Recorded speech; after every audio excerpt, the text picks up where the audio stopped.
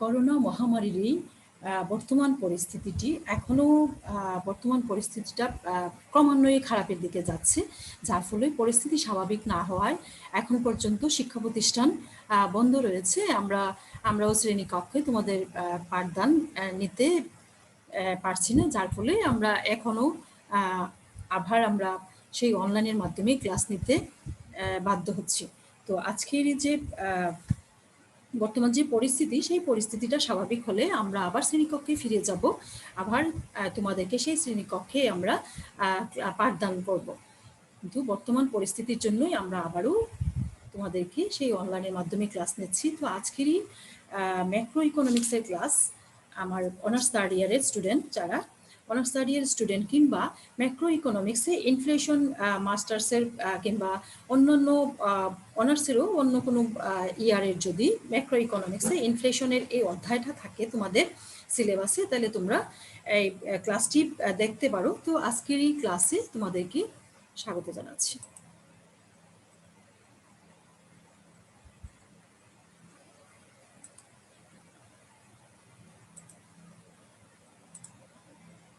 আমাদের আজকের আলোচ্য বিষয় হচ্ছে, যে বিষয়টি নিয়ে আমরা আজকে আলোচনা করব সেই বিষয়টা হচ্ছে ইনফ্লেশন থেকেই আলোচনা করব। যে ইনফ্লেশনের মধ্যে আমরা এর আগে আমি এই অধ্যায়ে ক্লাস নিয়েছি। তো এই অধ্যায়ে আমরা ইনফ্লেশনের বেসিক ক্লাসে আমরা ইনফ্লেশন কি, ইনফ্লেশনের প্রকারভেদ, এগুলি নিয়ে আলোচনা করেছি। তার মধ্যে গুরুত্বপূর্ণ দুটি বিষয় হচ্ছে যে চাহিদা বৃদ্ধিজনিত মুদ্রাস্ফীতি এবং যোগান বৃদ্ধি হ্রাসজনিত মুদ্রাস্ফীতির মধ্যকার পার্থক্য আলোচনা করা। এখানে দুটি টপিক রয়েছে ইনফ্লেশনের, এই দুটি টপিক অত্যন্ত গুরুত্বপূর্ণ। দেখা যায় কোনো না কোনো সালেই তোমাদের পরীক্ষায় আসে।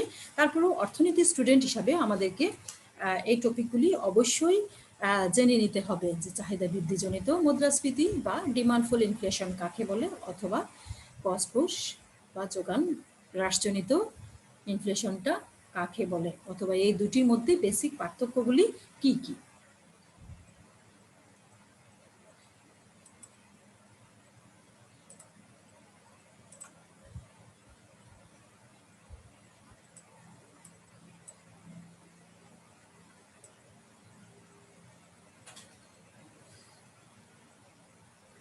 চাহিদা বৃদ্ধির কারণে সৃষ্ট মুদ্রাস্ফীতিকে চাহিদা বৃদ্ধিজনিত মুদ্রাস্ফীতি বলা হয়। অর্থনীতিতে এক বা একাধিক কারণে এই সামগ্রিক চাহিদা, এখানে আমরা যখনই ম্যাক্রো ইকোনমিক্সে আলোচনা করব তখন সেটা কি হয়ে যাবে, তখন সেটা হবে যে সামগ্রিক চাহিদা বা এগ্রিগেট ডিমান্ড। সেই এগ্রিগেট ডিমান্ডটা একটা অর্থনীতিতে এক বা একাধিক কারণে বাড়তে পারে। এর মধ্যে প্রথমত হচ্ছে যে সরকারি ব্যয়টা যদি বেড়ে যায়, সরকারি ব্যয় যদি বৃদ্ধি পায়, তাহলে চাহিদা বৃদ্ধিজনিত মুদ্রাস্ফীতি দেখা দিতে পারে একটা অর্থনীতিতে। দুই নাম্বার হচ্ছে যে অর্থ সরবরাহ বৃদ্ধি, অর্থাৎ মানি সাপ্লাইটা যদি বেড়ে যায়, সেক্ষেত্রেও চাহিদা বৃদ্ধিজনিত মুদ্রাস্ফীতি দেখা দিবে। তিন হচ্ছে কর হার হ্রাস, অর্থাৎ ট্যাক্স রেট যে আসে, সেই ট্যাক্সের রেটটা যদি হ্রাস পায়, সেক্ষেত্রেও চাহিদা বৃদ্ধিজনিত বা ডিমান্ডফুল ইনফ্লেশনটা দেখা দেবে। 4 নাম্বার হচ্ছে রেমিটেন্স বৃদ্ধি। সেই রেমিটেন্সটা হচ্ছে আমাদের দেশের শ্রমিক যারা বাইরে কাজ করে এবং তাদের যে অর্জিত আয়টা আমাদের দেশে আসে, সেটাই হচ্ছে রেমিটেন্স। সেই রেমিটেন্সের পরিমাণটা যদি বেড়ে যায়, সেই ক্ষেত্রে চাহিদা বৃদ্ধিজনিত মুদ্রাস্ফীতি একটা অর্থনীতিতে দেখা দেবে। তো এই যে চাহিদা বৃদ্ধিজনিত, চাহিদা বৃদ্ধির কারণে যে মুদ্রাস্ফীতিটা সৃষ্টি হয়, সেই চাহিদা বৃদ্ধিজনিত মুদ্রাস্ফীতি যাকে বলে, সেটাকে আমরা কি করব, সেটা আমরা একটা চিত্রের মাধ্যমে সেটা ব্যাখ্যা করব। তো একটা অর্থনীতিতে যদি চাহিদা বৃদ্ধির কারণে মুদ্রাস্ফীতির সৃষ্টি হয়, সেটা আমরা জানি সাধারণভাবে কি, চাহিদা বৃদ্ধিজনিত মুদ্রাস্ফীতি বা ডিমান্ডফুল ইনফ্লেশন। সেই ডিমান্ডফুল ইনফ্লেশনটা যদি একটা অর্থনীতিতে দেখা দেয়, আমরা অর্থনীতি স্টুডেন্ট হিসেবে আমরা সবাই জানি যে আমাদের এডি কার্ভ, অর্থাৎ এগ্রিগেট ডিমান্ড কার্ভটা সেই ক্ষেত্রে ডান দিকে স্থানান্তরিত হয়। এর ফলে কি হয়, পূর্বের রেখার ডানে স্থানান্তরিত হয়। প্রাথমিক অবস্থায় যে এডি রেখাটা দেয়া থাকে, সেই এডি রেখাটা যখনই চাহিদা বৃদ্ধিজনিত মুদ্রাস্ফীতি একটা অর্থনীতিতে দেখা দেয়, তখন প্রাথমিক অবস্থায় যে এডি রেখা বা এগ্রিগেট ডিমান্ড কার্ভ থাকে, সেটার ডান দিকে নতুন এডি রেখা এডি রেখাটা স্থানান্তরিত হয়। এর ফলে কি হয়, দাম স্তর বাড়ে। অর্থাৎ সামগ্রিক চাহিদা ক্রমাগত বাড়তে থাকলে সামগ্রিক চাহিদাটা কি কারণে বাড়ে, এই যে সরকারি ব্যয় বৃদ্ধি অর্থাৎ গভর্নমেন্ট এক্সপেন্ডিচার যদি বেড়ে যায়, মানি সাপ্লাই যদি বেড়ে যায়, ট্যাক্স রেট যদি ডিক্রিজ করে, আবার রেমিটেন্স যদি ইনক্রিজ করে, এই চারটি কারণে কি হয়, এই চারটি কারণে মূলত একটা অর্থনীতিতে ডিমান্ডফুল ইনফ্লেশনটা দেখা দেয়। তো ডিমান্ডফুল ইনফ্লেশনটা যখনই দেখা দেয় তখন আমাদের এগ্রিগেট ডিমান্ড কার্ভটা ডানে স্থানান্তরিত হয়। অর্থাৎ আমাদের এগ্রিগেট ডিমান্ড যেটা, সামগ্রিক চাহিদা যেটা, সেটা যদি ক্রমাগতই বাড়তে থাকে, অর্থাৎ এডি রেখাটা যদি ক্রমান্বয়ে ডান দিকে স্থান পরিবর্তন করতে থাকে, সেই ক্ষেত্রে দাম স্তরটাও ক্রমান্বয়ে বাড়তে থাকবে। দাম স্তর বৃদ্ধির এরূপ প্রবণতাকেই বলা হয় থাকে চাহিদা বৃদ্ধিজনিত মুদ্রাস্ফীতি। তোমরা বিষয়টি ভালোভাবে খেয়াল করবে যে যদি ছোট প্রশ্ন আকারেও থাকে যে চাহিদা বৃদ্ধিজনিত মুদ্রাস্ফীতি কাকে বলে, অর্থাৎ চাহিদা বৃদ্ধির কারণে সৃষ্ট মুদ্রাস্ফীতিকে সাধারণভাবে চাহিদা বৃদ্ধিজনিত মুদ্রাস্ফীতি বলা হয়। এবং কেন সামগ্রিক চাহিদাটা বেড়ে যায়, একটা অর্থনীতিতে এক বা একাধিক কারণে সেই চাহিদা, সামগ্রিক চাহিদাটা বেড়ে যেতে পারে। সেই কারণ হচ্ছে এখানে চারটা কারণ দেয়া আছে, সেই চারটা কারণে মূলত সামগ্রিক চাহিদাটা বেড়ে যায়। আর যদি সামগ্রিক চাহিদাটা বেড়ে যায় তাহলে আমাদের যে এডি কার্ভ আছে সেটা, এই যে এডি রেখাটা, সেই রেখাটা পূর্বের রেখার ডানে স্থানান্তরে ডান দিকে শিফট করবে। ডান দিকে যখনই শিফট করতে থাকবে তখনই আমাদের যে দাম স্তর আছে সেই দাম স্তরটা ক্রমান্বয়ে উপরের দিকে উঠতে থাকবে। অর্থাৎ দাম স্তরটা কি হবে, দাম স্তরটা বেড়ে যাবে। সেই দাম স্তর ক্রমান্বয়ে দাম স্তর সামগ্রিক চাহিদাটা ক্রমান্বয়ে বাড়ার ফলে আমাদের এডি রেখাটা ক্রমান্বয়ে ডান দিকে স্থানান্তরিত হওয়ার ফলে আমাদের যে দাম স্তর ক্রমান্বয়ে বেড়ে যাচ্ছে, সেই দাম স্তর বাড়ারই প্রবণতাটিকেই মূলত চাহিদা বৃদ্ধিজনিত মুদ্রাস্ফীতি বা ডিমান্ডফুল ইনফ্লেশন বলা হয়। এখন এই বিষয়টাকে আমরা একটা চিত্রের মাধ্যমে ব্যাখ্যা করব।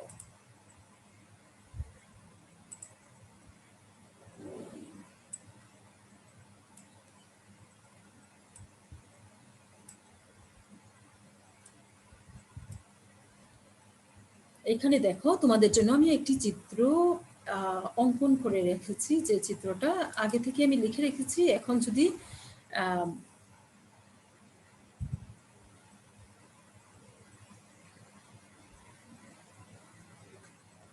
যদি তোমাদেরকে আমি চিত্রটা অঙ্কন করি তোমাদের ক্লাসের সাথে সাথে, তাহলে তোমাদের জন্য ক্লাসটা অনেক লম্বা হয়ে যাবে, যার জন্য আমি চিত্রটা আগে থেকেই অঙ্কন করে রেখেছি।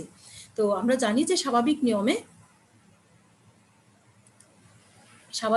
আমরা জানি যে একটা গ্রাফ যখনই আমরা অঙ্কন করি তার মধ্যে কি থাকে, তার মধ্যে হচ্ছে দুটি অ্যাক্সিস থাকে এবং দুটি অ্যাক্সিসের মধ্যে দুটি বিষয় থাকে। অর্থাৎ দুটি বিষয়ের সম্পর্কটাই হচ্ছে মূলত, দুটি বিষয়ের সম্পর্কের মাধ্যমেই আমরা এখানে যে রেখাগুলি অঙ্কন করি সেই রেখাটা দুটি বিষয়ের সম্পর্ককেই প্রকাশ করে। তাহলে এখানে দেখো, এখানে দুটি অ্যাক্সিস, একটা হচ্ছে এখানে আছে কি, এখানে আছে দাম স্তর, এটা হচ্ছে দাম স্তর, আর এদিকে হচ্ছে পরিমাণ।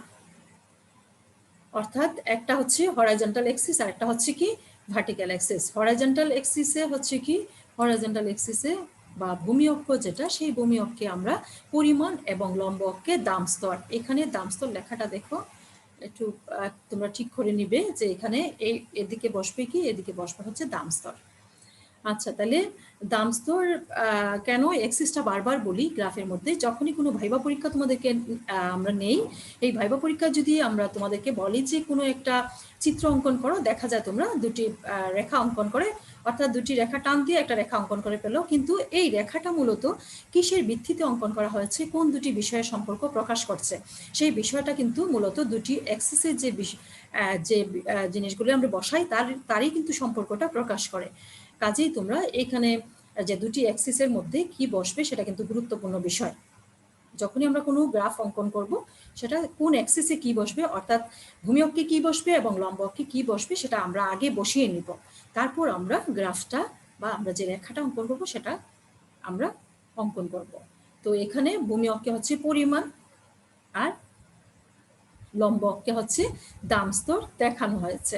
এই দাম স্তর এবং চাহিদার পরিমাণের মধ্যেই যে সম্পর্ক, সেই সম্পর্কটা এডি কার্ভের মাধ্যমে এখানে প্রকাশ করা হয়েছে। এখানে পাশে দেখো আমি তোমাদের জন্য এই যে গ্রাফটা অঙ্কন করেছি, এই যে চিত্রটা, সেই চিত্রের ব্যাখ্যা আমি লিখে রেখেছি। এখানে দেখো, প্রাথমিক কোনো কারণে যদি সামগ্রিক চাহিদাটা বেড়ে যায়, কোনো কারণে যদি সামগ্রিক চাহিদাটা বেড়ে যায়, এই ক্ষেত্রে আমাদের যে এডি রেখা, আমরা জানি স্বাভাবিক অবস্থায় এডি রেখাটা হচ্ছে বাঁ থেকে ডান দিকে নিম্নগামী এবং এএস রেখাটা হচ্ছে বাঁ থেকে ডান দিকে ঊর্ধ্বগামী স্বাভাবিক অবস্থায়। হ্যাঁ, তাহলে দুইটি রেখা এডি এবং এএস রেখা পরস্পরকে কি ই নট বিন্দুতে দেখো ছেদ করে। আচ্ছা, কোনো কারণে যদি সামগ্রিক চাহিদাটা বৃদ্ধি পায়, তাহলে আমরা কি জানি, আমাদের এডি রেখাটা, এডি যে রেখাটা থাকবে, সেই এডি রেখাটা এডি ওয়ান, এটাকে যদি আমরা এডি নট ধরি, এখানে আমরা যদি বলি যে এটা হচ্ছে এডি নট,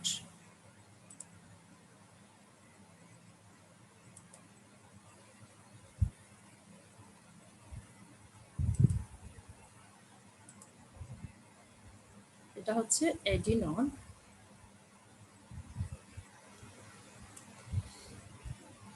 তাহলে এডি নট যদি হয়, তাহলে দেখো যখনই কোনো কারণে দাম স্তর বেড়ে গেল, কোনো কারণে যদি দাম স্তর, সামগ্রিক চাহিদাটা কোনো কারণে বেড়ে গেল, অর্থাৎ সামগ্রিক চাহিদা আমরা জানি যে চারটি কারণে বেড়ে যেতে পারে। প্রথমত হচ্ছে গভর্নমেন্ট এক্সপেন্ডিচার যদি বেড়ে যায়, তারপর হচ্ছে মানি সাপ্লাই, যদি সেকেন্ডলি হচ্ছে মানি সাপ্লাইটা যদি বেড়ে যায়, তার হচ্ছে কি ট্যাক্স রেট যদি ফল করে, ট্যাক্স রেটটা যদি কমে যায়, আর ফোর্থ হচ্ছে যে রেমিটেন্সটা যদি বেড়ে যায়। এই চারটি কারণে মূলত সামগ্রিক চাহিদাটা একটা অর্থনীতিতে বৃদ্ধি পেতে পারে। এর ফলে মুদ্রাস্ফীতি দেখা দেয়, সেটাই হচ্ছে চাহিদা বৃদ্ধিজনিত মুদ্রাস্ফীতি। আচ্ছা, তাহলে সামগ্রিক চাহিদা কোনো কারণে বৃদ্ধি পেলে এডি রেখাটা, আমরা জানি যে এডি মানে হচ্ছে এগ্রিগেট ডিমান্ড রেখা বা এগ্রিগেট ডিমান্ড কার্ভ। সেই এগ্রিগেট ডিমান্ড কার্ভটা কি করে, ডান দিকে স্থানান্তর করে। এডি এডি এডি নট থেকে কোনো কারণে যদি সামগ্রিক চাহিদা কোনো কারণে বৃদ্ধি পেলে, আমাদের যে এডি রেখা আছে, সেই এডি রেখাটা এডি নট থেকে এডি ওয়ান, এডি টু এবং ক্রমান্বয়ে এডি থ্রিতে কি করে, শিফট করে, এটা ডান দিকে শিফট করতে থাকবে। অর্থাৎ আমরা জানি যে আমরা যখন শূন্য থেকে ডান দিকে যাই, তখন কি হয়, চাহিদার পরিমাণটা বেড়ে যায়। এক্ষেত্রে হচ্ছে সামগ্রিক চাহিদা, সামগ্রিক চাহিদার পরিমাণটা বেড়ে যাচ্ছে। প্রাথমিক অবস্থায় হচ্ছে এডি নট এবং এই যে এএস রেখাটা এগ্রিগেট সাপ্লাই এবং এগ্রিগেট ডিমান্ড, অর্থাৎ সামগ্রিক যোগান এবং সামগ্রিক চাহিদাটা প্রাথমিক অবস্থায় পরস্পরকে ই নট বিন্দুতে ছেদ করে। এখন প্রশ্ন হচ্ছে যে এতে করে দেখো উৎপাদনের পরিমাণ হচ্ছে ওয়াই নট এবং এক্ষেত্রে ভারসাম্য দাম স্তর সেটা হচ্ছে পি নট।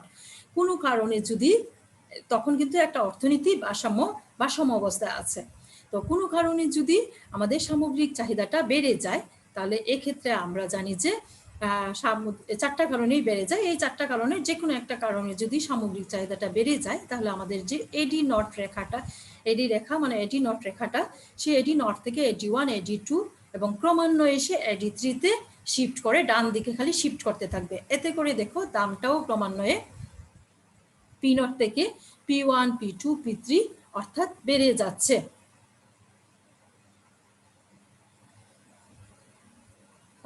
পাশে দেখো ব্যাখ্যা লিখে রেখেছি যে সামগ্রিক চাহিদা কোনো কারণে বৃদ্ধির ফলে এডি রেখা এডি নট থেকে এডি ওয়ান, এডি টু, এডি থ্রিতে কি হলে স্থানান্তর হলে দাম স্তর বৃদ্ধির সাথে সাথে কি হচ্ছে, এখানে উৎপাদনের পরিমাণটাও ওয়াই নট থেকে ওয়াই ওয়ান, ওয়াই টুতে বেড়ে যায়। অর্থাৎ সামগ্রিক চাহিদা বৃদ্ধির ফলে তার সাথে তাল মিলিয়ে অর্থনীতিতে সামগ্রিক চাহিদাটা যদি আমাদের বেড়ে যায়, তার সাথে তাল মিলিয়ে কি হয়, অর্থনীতিতে আমাদের যে অব্যবহৃত উৎপাদন ক্ষমতা থাকে, সেই অব্যবহৃত উৎপাদন ক্ষমতাটা কাজে লাগানো হয়। সামগ্রিক চাহিদা একটা সময় একটা অর্থনীতিতে যখনই চাহিদাটা বেড়ে যায়, তখনই আমাদের যে উৎপাদনের অব্যবহৃত উৎপাদন ক্ষমতা থাকে, সেই অব্যবহৃত উৎপাদন ক্ষমতাটা বৃদ্ধি কি করা হয়, অব্যবহৃত উৎপাদন ক্ষমতাগুলি কাজে লাগিয়ে উৎপাদনটাও বাড়ানোর চেষ্টা করা হয়, যার ফলে উৎপাদনের পরিমাণটা বেড়ে যায়। সামগ্রিক চাহিদাটা যখনই বেড়ে যায়, তার সাথে তাল মিলিয়ে কি করে আমাদের উৎপাদনের পরিমাণটাও বৃদ্ধি পায়। উৎপাদনের পরিমাণটা ওয়াই নট থেকে ওয়াই ওয়ান এবং ওয়াই টুতে স্থানান্তর বৃদ্ধি পায়। এর ফলে দেখো ওয়াই টু হচ্ছে পুনর্নিয়োগ স্তর, ওয়াই টুতে গিয়েই দেখা যায় যে উৎপাদনের পরিমাণটা y2-র পরে আর উৎপাদনের পরিমাণটা বাড়ে না। এর ফলে দেখা যায় যে আমাদের যে এস রেখাটা প্রথমে বা থেকে ডান দিকে ঊর্ধ্বগামী ছিল, সেই বা থেকে ডান দিকে ঊর্ধ্বগামী এস রেখাটা এই y2 পরিমাণে উৎপাদনের পরিমাণে গিয়েই কি করলো, সেটা এখান থেকে উপরের দিকে সোজা হচ্ছে লম্বকে সমান্তরাল হয়ে গেল। আমাদের এস রেখাটা কেন লম্বকে সমান্তরাল, এটা আমরা একটা অধ্যায়ে আমরা ক্লাস নিয়েছি, তোমাদের মনে আছে কিনা, তোমরা ওখান থেকে এই বিষয়টা আবারও দেখে নেবা।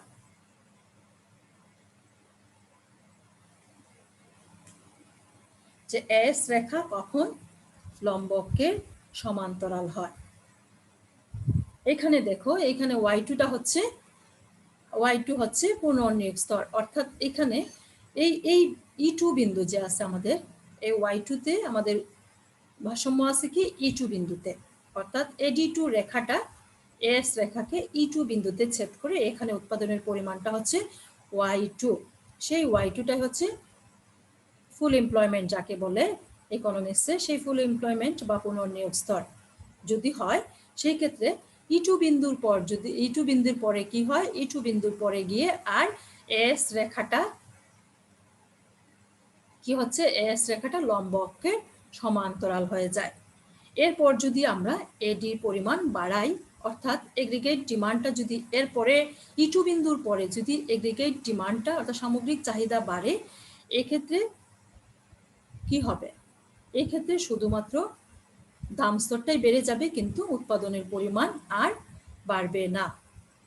অর্থনীতিতে এই যে y2টা আছে, সেই y2টা হচ্ছে পুনর্নিয়োগ স্তর। পুনর্নিয়োগ স্তরের পরে যদি আমরা আমাদের সামগ্রিক চাহিদাটা বেড়ে যায়, তাহলে কি হবে, এই সামগ্রিক চাহিদাটা বেড়ে যাওয়ার পরেও কিন্তু শুধুমাত্র এক্ষেত্রে দাম স্তরটা বেড়ে যাবে, কিন্তু উৎপাদনের পরিমাণটা আর বাড়বে না। জেম কেইন্সের মতে, আমরা যে অর্থনীতিবিদ কেইন্সের মতে এরূপ যে মুদ্রাস্ফীতি আমাদের যে এই যে এখানে যে মুদ্রাস্ফীতিটা, যে চাহিদা সামগ্রিক চাহিদার বৃদ্ধির কারণে যে সৃষ্ট মুদ্রাস্ফীতিটা, যে কয়েকটা কারণে যে আমাদের চাহিদাটা সামগ্রিক চাহিদাটা বেড়ে যায়, এর ফলে অর্থনীতিতে যে সৃষ্ট মুদ্রাস্ফীতি দেখা দেয়, যে সেই চাহিদা বৃদ্ধিজনিত মুদ্রাস্ফীতিটা, সেই মুদ্রাস্ফীতিটাকে জেম কেইন্স কি করেছেন, জেম কেইন্স বলেন যে এটাকে প্রকৃত মুদ্রাস্ফীতি বলা হয়। কারণ যখনই অর্থনীতিতে চাহিদা বৃদ্ধিজনিত মুদ্রাস্ফীতি দেখা দেয়, তখন কি হয়, এডি রেখাটা ডানে শিফট করতে থাকে এবং দাম স্তরটাও বাড়তে থাকে। এর ফলে দাম স্তরটা বাড়ার সাথে তাল মিলিয়ে এই সামগ্রিক চাহিদা বৃদ্ধির সাথে তাল মিলিয়ে কি করা হয়, অর্থনীতিতে অব্যবহৃত উৎপাদন যে ক্ষমতা থাকে আমাদের, সেগুলিকে কাজে লাগিয়ে উৎপাদনের পরিমাণটাও বেড়ে যায়। কিন্তু এই উৎপাদনের পরিমাণটা একটা নির্দিষ্ট উৎপাদনের পরিমাণটা একটা নির্দিষ্ট লেভেল পরে, অর্থাৎ y2 পর্যন্ত সেটা বাড়তে থাকে। y2-তে গিয়ে কি হয়, সেটা পুনর্নিয়োগ স্তর। এরপরে যদি, অর্থাৎ এখানে এই চিত্রের মধ্যে যদি E2টাকে আমরা ফুল এমপ্লয়মেন্ট পয়েন্ট বলি, তাহলে এরপরে যদি এডিটা অর্থাৎ সামগ্রিক চাহিদাটা বাড়ে, সেই ক্ষেত্রে কিন্তু উৎপাদনের পরিমাণ y2-র পরে কিন্তু আর বাড়ে না। এর ফলে কি হচ্ছে, এখানে দেখো, এর ফলে দাম স্তরটা বেড়ে যাচ্ছে, কিন্তু উৎপাদনটা আর বৃদ্ধি পাচ্ছে না। এই ক্ষেত্রে এস রেখাটা কি হচ্ছে, লম্বকে সমান্তরাল হয়ে যাচ্ছে। এর আগে এস রেখাটা হচ্ছে E0 থেকে E2 পর্যন্ত, দেখো এস যে রেখাটা, সেই রেখাটা হচ্ছে কি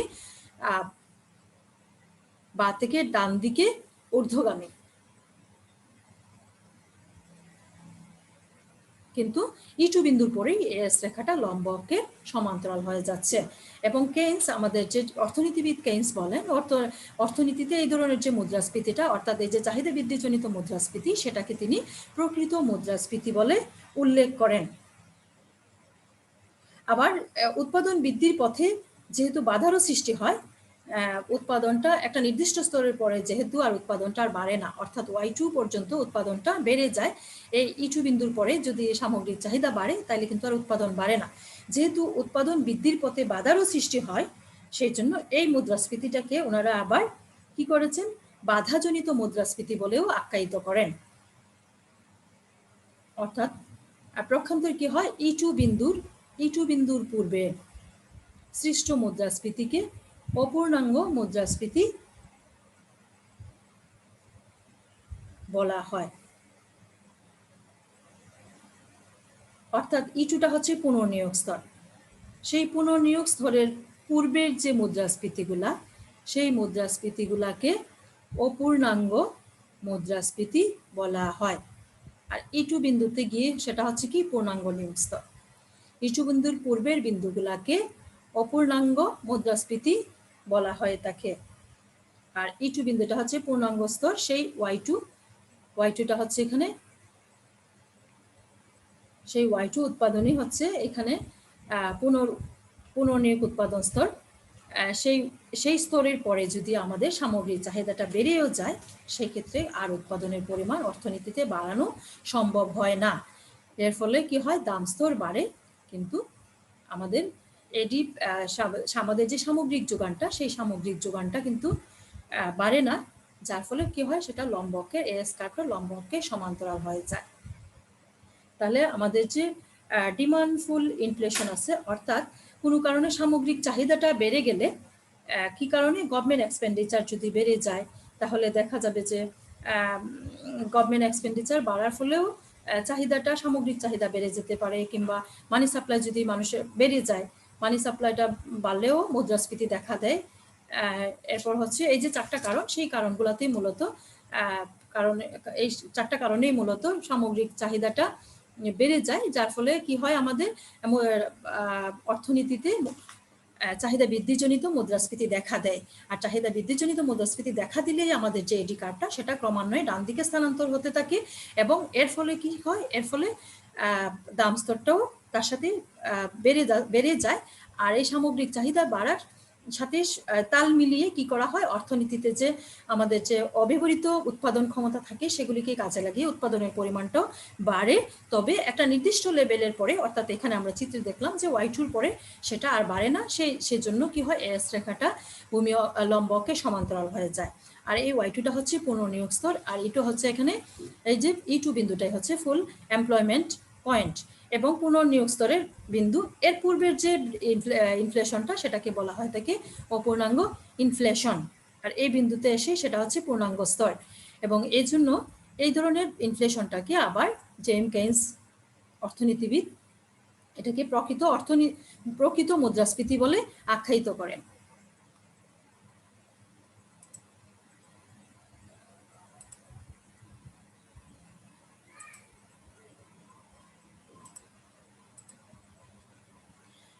এবার আমরা দেখব যে আমাদের আরেকটা বিষয় হচ্ছে যে খরচ বৃদ্ধিজনিত বা যোগান হ্রাসজনিত মুদ্রাস্ফীতি।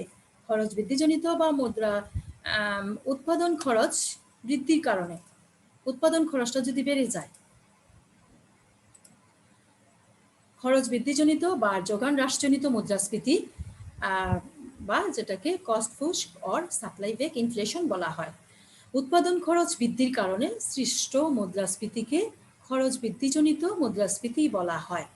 অর্থনীতিতে এক বা একাধিক কারণে উৎপাদন খরচটা বেড়ে যেতে পারে। উৎপাদন খরচ যদি বেড়ে যায়, তাহলে কি হয়, উৎপাদন খরচটা যদি বেড়ে যায়, উৎপাদনটা আমরা জানি স্বাভাবিক নিয়মে, তো আমরা যদি প্র্যাকটিক্যালি কোনো একটা উৎপাদন করতে যাই, যদি দেখো যে একজন কৃষকের উৎপাদন করতে গেছে ধান উৎপাদন, সেই ক্ষেত্রে তার যদি উৎপাদন খরচটা বেড়ে যায়, তাহলে কি হবে, উৎপাদনটা কমে যাবে। এবং বাজারে পণ্য সামগ্রীর উৎপাদনটা যখনই কমে যাবে, তখন কি হবে, বাজারে পণ্য সামগ্রীর যোগানটা কমে যাবে। আর যোগানটা কমলে যে চাহিদাটা দেয়া থাকবে বাজারে, সেই চাহিদার তুলনায় যদি যোগানটা কম থাকে, তাহলে কি হবে, দাম স্তরটা বেড়ে যাবে। এই জন্য ব্যয় বৃদ্ধিজনিত মুদ্রাস্ফীতিকে আবার যোগান হ্রাসজনিত মুদ্রাস্ফীতি বলা হয়। যে সকল কারণে আমাদের এই যে খরচ বৃদ্ধিজনিত বা যোগান হ্রাসজনিত মুদ্রাস্ফীতিটা ঘটে, সেগুলি হচ্ছে যে, এক নম্বর হচ্ছে উপকরণের দাম বৃদ্ধি। আমরা যেসব উপকরণ দিয়ে উৎপাদন করব, সেই উপকরণের দামটা যদি বেড়ে যায়, এক নাম্বার। দ্বিতীয়ত হচ্ছে কাঁচামালের দামটা যদি বৃদ্ধি পায়। 3 নাম্বার হচ্ছে পরিবহন ব্যয়টা যদি বেড়ে যায়। 4 হচ্ছে সুদের হার যদি বৃদ্ধি পায়, এবং 5 নাম্বার হচ্ছে ব্যবস্থাপনা ব্যয়টা যদি বেড়ে যায়। মূলত এখানে 5টা কারণ রয়েছে। একটা হচ্ছে উপকরণের দাম বৃদ্ধি, তারপর হচ্ছে র মেটেরিয়ালস বা কাঁচামালের যে দাম, সেটা বেড়ে যাবে। ট্রান্সপোর্ট কস্ট বেড়ে যেতে পারে, ইন্টারেস্ট রেটটা বেড়ে যেতে পারে। একটা অর্থনীতিতে যদি ইন্টারেস্ট রেট বেড়ে যায়, আবার যে ব্যবস্থাপনা আছে, যে আমরা যদি উৎপাদন যে জায়গায় করতে যাব, আমরা যে কলকারখানায় বলি আর কৃষিক্ষেত্রেই বলি, যেখানে যে ব্যবস্থাপনা ব্যয়টাও যদি বেড়ে যায়, সেই মূলত 5টা কারণে একটা অর্থনীতিতে কি হয়, উৎপাদন খরচ বেড়ে যায়। এই 5টি কারণ তোমাদেরকে যদি কোনো সময় বলে যে খরচ বৃদ্ধিজনিত বা যোগান হ্রাসজনিত মুদ্রাস্ফীতি কেন ঘটে, তো আমরা স্বাভাবিকভাবেই সংজ্ঞা জানি কি, যে উৎপাদন খরচ বৃদ্ধির কারণে উৎপাদন খরচটা বৃদ্ধির কারণে সৃষ্ট মুদ্রাস্ফীতিকে বলা হয় তাকে খরচ বৃদ্ধিজনিত মুদ্রাস্ফীতি। সেই খরচটা এক বা একাধিক কারণে বাড়তে পারে। সেটা হচ্ছে যে আমাদের যদি আমরা যে ইনস্ট্রুমেন্টগুলো ইউজ করব, যে উপকরণগুলো ইউজ করব, সেগুলির দাম যদি বেড়ে যায়, আবার কাঁচামালের দাম যদি বেড়ে যায়, পরিবহন ব্যয়টা বেড়ে যায়, ইন্টারেস্ট রেট বেড়ে যায়, এবং আমাদের যে ম্যানেজমেন্ট থাকে সেই ম্যানেজমেন্ট ব্যয়টা যদি বেড়ে যায়, এই সকল মূলত এখানে 5টা কারণ আছে। এই 5টা কারণে একটা অর্থনীতিতে উৎপাদন খরচটা বেড়ে যেতে পারে। এই উৎপাদন খরচ বাড়ার ফলে কি হবে, একটা অর্থনীতির মুদ্রাস্ফীতি দেখা দিবে। সেই মুদ্রাস্ফীতিটাকে বলা হয় খরচ বৃদ্ধিজনিত বা যোগান হ্রাসজনিত মুদ্রাস্ফীতি বা cost push or supply back inflation. সেই সাপ্লাই বেক ইনফ্লেশনটা বা কস্ট পুশ ইনফ্লেশনটাও আমরা এখন একটা চিত্রের মাধ্যমে ব্যাখ্যা করব।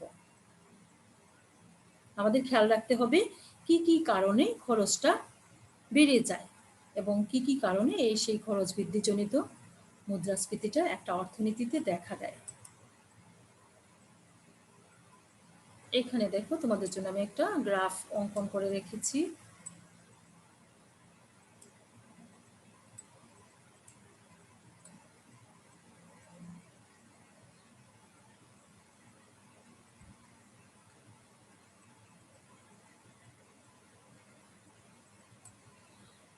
পাশে দেখো একটা চিত্র আছে। এখানে একটা চিত্রের মধ্যে স্বাভাবিক নিয়মে দুটি অক্ষ, একদিকে হচ্ছে দাম স্তর, অন্যদিকে হচ্ছে পরিমাণ দেখানো হয়েছে।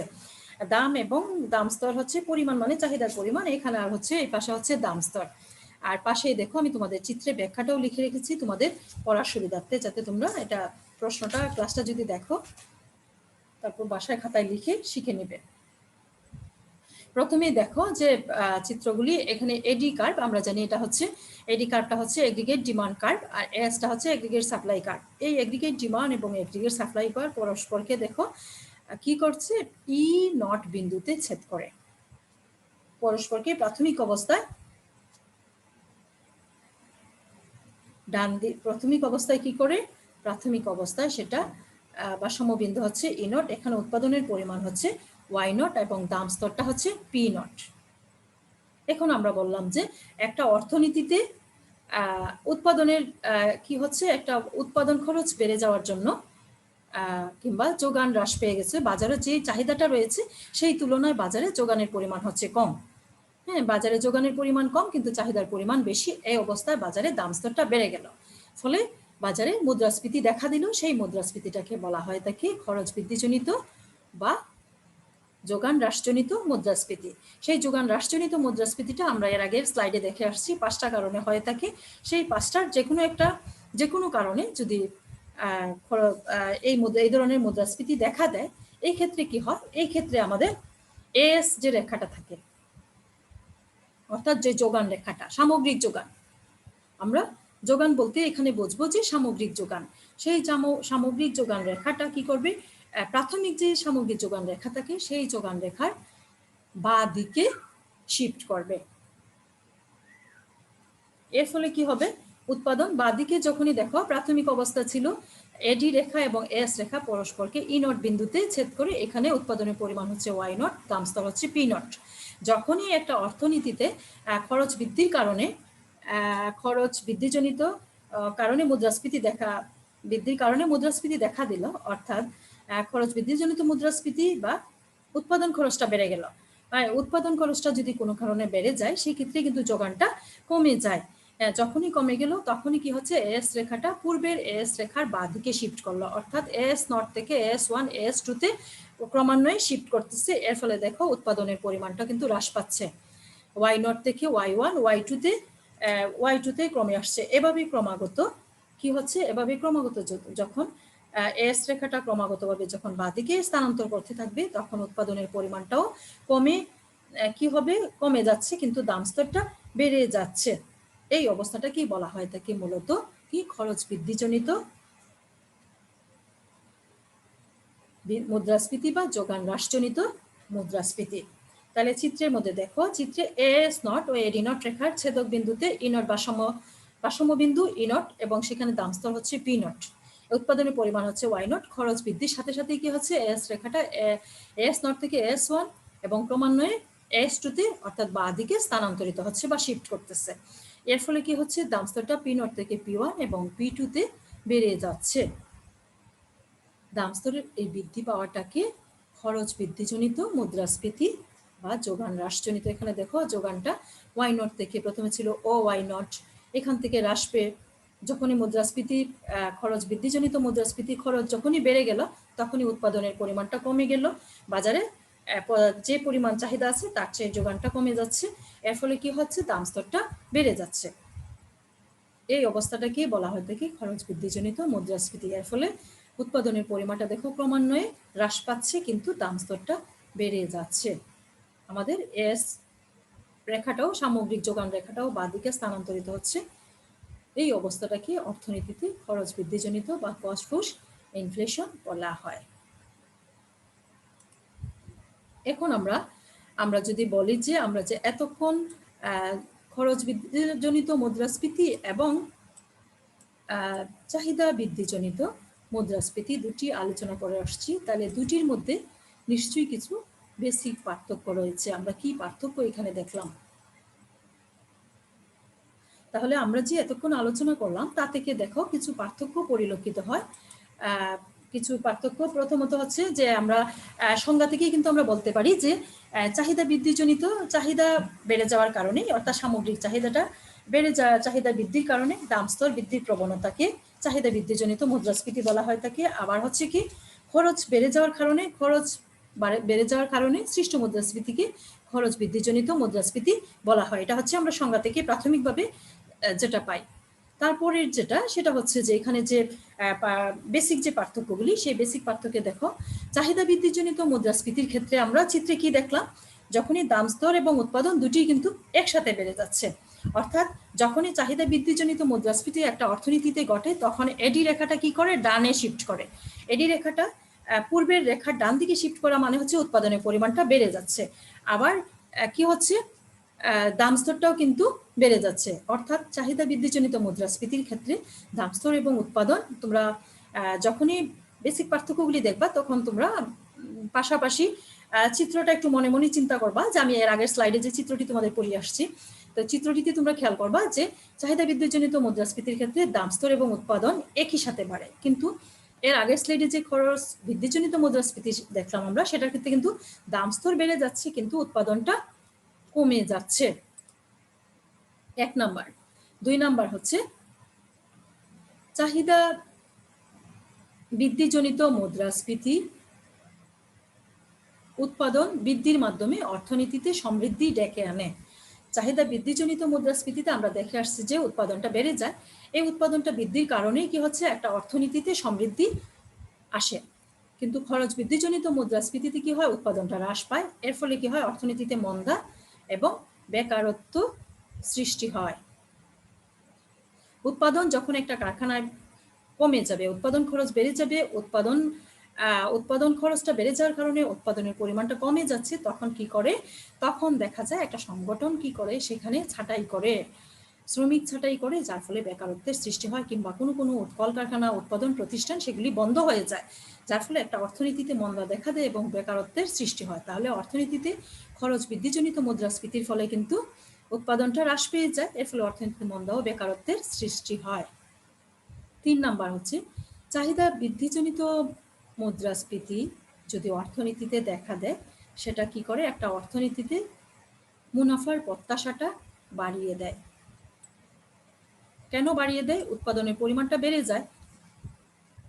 চাহিদা বৃদ্ধিজনিত মুদ্রাস্ফীতির ফলে কি হয়, চাহিদা বৃদ্ধিজনিত মুদ্রাস্ফীতির ফলে অর্থনীতিতে উৎপাদনের পরিমাণটা বেড়ে যায়, দাম স্তর বাড়ার সাথে সাথে উৎপাদনের পরিমাণটা বেড়ে যায়।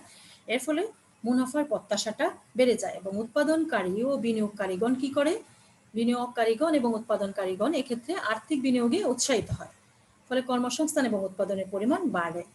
কিন্তু ব্যয় বৃদ্ধিজনিত মুদ্রাস্ফীতি লোকসানের ভিত্তি বাড়ায়, ফলে বিনিয়োগ নিরুৎসাহিত হয়, কর্মসংস্থান কমে এবং উৎপাদন হ্রাস পায়।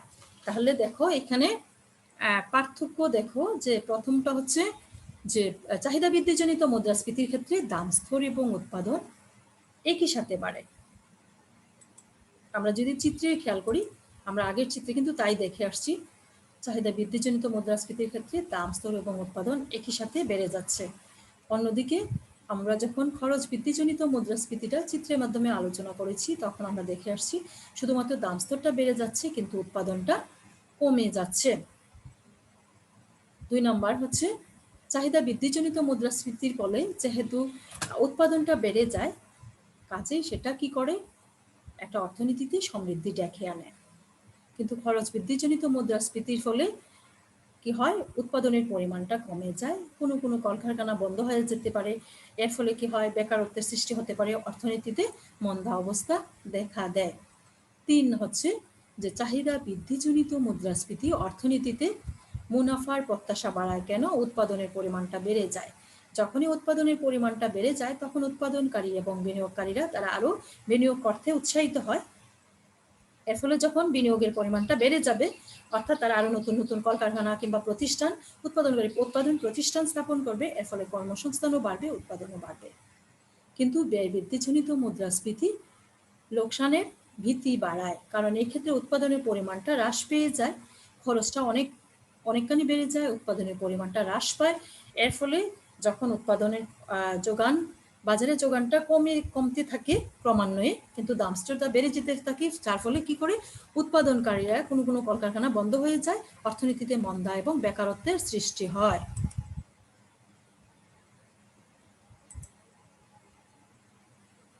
তাহলে আমাদের আজকের যে প্রশ্নটা, আমি আশা করব তোমরা বুঝতে পেরেছো আজকের প্রশ্নটা তোমরা ভালোভাবে দেখবে যে আমরা মুদ্রাস্ফীতির যে আমাদের যে অধ্যায়টা আছে সেই অধ্যায়ে আমরা যে কস্টফুল ইনফ্লেশন বা ডিমান্ডফুল ইনফ্লেশন, এই দুটি ইনফ্লেশন কাকে বলে এবং চিত্রের মাধ্যমে যদি পরীক্ষায় আসে চিত্রের মাধ্যমে ব্যাখ্যা করো। আবার দুটির মধ্যে বেসিক পার্থক্য কি আমি আজকে ক্লাসে পুরো প্রশ্নটাই আলোচনা করেছি। যেভাবেই প্রশ্ন আসুক না কেন, তোমরা যদি ভালোভাবে ক্লাসটি দেখো তাহলে তোমরা প্রশ্নটি আনসার করতে পারবে। তো তোমরা ভালো থাকো, সুস্থ থাকো, তোমাদের জন্য শুভকামনা।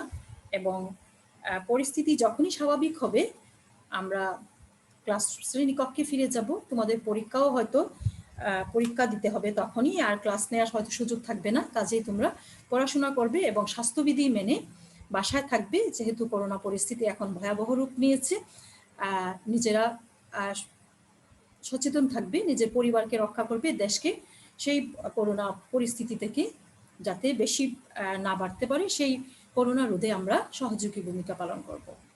তো তোমাদের সবাইকে ধন্যবাদ, আজকের ক্লাসটি তোমরা ভালোভাবে দেখবে।